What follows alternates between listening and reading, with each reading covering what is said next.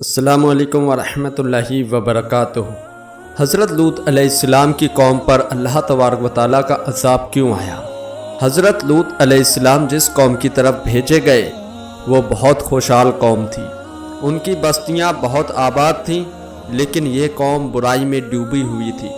لوگ اللہ کو چھوڑ کر بتوں کو پوجتے تھے، بدکاری کرتے تھے، اور سب سے بڑی برائی ان کے یہاں یہ تھی کہ یہ لوگ عورتوں کو چھوڑ کر لڑکوں کے ساتھ برا کام کرتے تھے۔ کہا جاتا ہے اس بدفعلی کا بانی شیطان تھا۔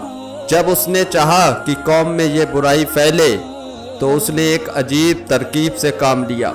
ابلیس ایک خوبصورت لڑکے کی شکل میں ایک باغ میں آتا اور ہمیشہ اس کے پھل اور پھولوں کو نقصان پہنچاتا تھا۔ باغ کا مالک اسے پکڑنے کی کوشش کرتا، لیکن وہ بھاگ کر باغ سے نکل جاتا۔ جب باغ کو بہت نقصان پہنچ چکا تھا اور باغ کا مالک پریشان ہو گیا تو ایک دن ابلیس نے اس باغ کے مالک سے کہا، اگر تو چاہتا ہے کہ میں باغ میں نہ آؤں تو میرے ساتھ یہ کام یعنی برا فعل کر اور اپنے باغ کی طرف سے بے فکر ہو جا۔ باغ کے مالک نے کہا، یہ تو بہت اچھا ہے، اور پھر وہ اس برائی میں پڑ گیا۔ اس طرح شیطان نے فعل بد کو اس قوم میں جاری کر دیا۔ اللہ کی طرف سے ہدایت کے لیے حضرت لوط علیہ السلام نے لوگوں کو اس فعل بد سے روکا اور ان کو ہر طرح سے سمجھایا اور خدا کا خوف دلایا، اور کہا کہ اگر تم برائی سے باز نہیں آتے تو خدا کا عذاب تمہارے اوپر آئے گا۔ لیکن یہ لوگ اتنے بے شرم اور بے حیا تھے کہ یہ لوگ بولے، ہم پر خدا کا عذاب لا اگر تو سچا ہے۔ حضرت لوط علیہ السلام پھر بھی ان کو سمجھاتے رہے اور ان کو اللہ کی طرف دعوت دیتے رہے۔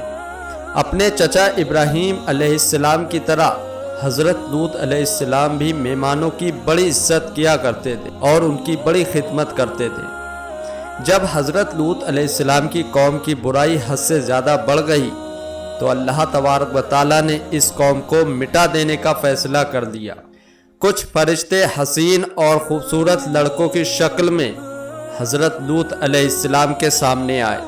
حضرت لوط علیہ السلام کو سخت پریشانی ہوئی کیونکہ وہ اپنی قوم کی عادت سے واقف تھے، اس لیے مہمانوں کے آنے سے آپ بہت رنجیدہ ہوئے۔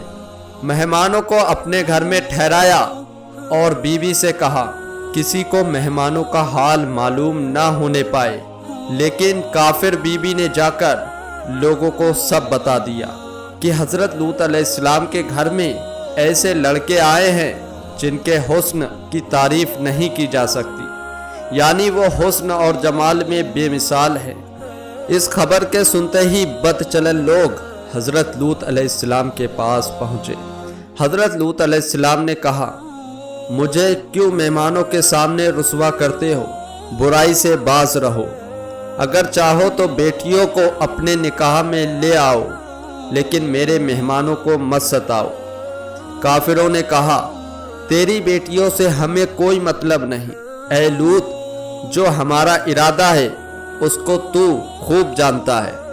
فرشتوں نے جب دیکھا کہ حضرت لوط علیہ السلام بہت پریشان ہیں تو خاموشی سے ان سے کہا، آپ بے خوف رہیے، ہم خدا کے فرشتے ہیں، یہ لوگ نقصان نہیں پہنچا سکتے۔ حضرت جبرائیل علیہ السلام نے دروازے سے نکل کر اپنے پروں کی ہوا لوگوں کی آنکھوں میں لگائی تو وہ لوگ اندھے ہو کر گرتے پڑتے گھروں کو بھاگے۔ حضرت لوط علیہ السلام کو حکم ہوا کہ وہ بستی چھوڑ دے اور پیچھے لوٹ کر نہ دیکھیں۔ حضرت لوط علیہ السلام کو اللہ تعالیٰ نے عذاب سے بچا لیا۔ حضرت لوط کی بیوی اور کافر قوم تباہ اور برباد ہو گئی۔ اللہ تبارک و تعالیٰ نے بستی کو الٹ پلٹ کر دیا۔ اس قوم پر اللہ نے پتھروں کی بارش کی اور اس کا دنیا میں اب کوئی نام و نشان باقی نہ رہا۔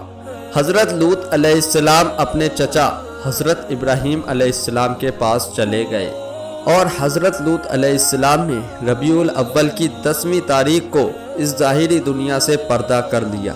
تو میرے پیارے دوستو، اگر آپ کو یہ ویڈیو اچھی لگی ہو تو اس کو لائک کریں، ہمارے چینل کو سبسکرائب ضرور کریں، ہمیں خوب زیادہ سے زیادہ سپورٹ کریں ایسے ہی روزانہ کی ویڈیو دیکھنے کے لیے۔